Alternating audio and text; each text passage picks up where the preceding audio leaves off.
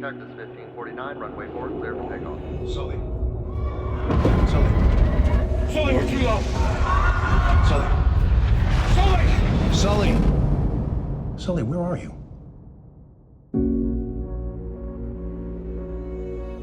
No one warned us. No one said you were going to lose both engines at a lower altitude than any jet in history. This was dual engine loss at 2,800 feet, followed by an immediate water landing with 155 souls on board.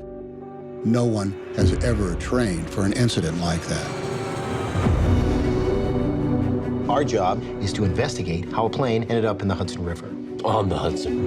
It's not a crash, it was a forced water landing. Simulations show that you could make it back to the airport. Not possible. I felt it go.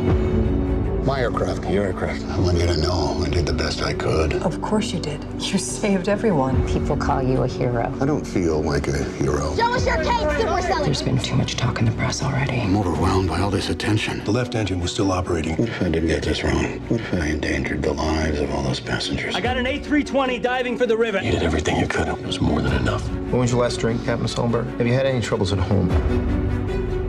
This is the captain. Brace for impact. What?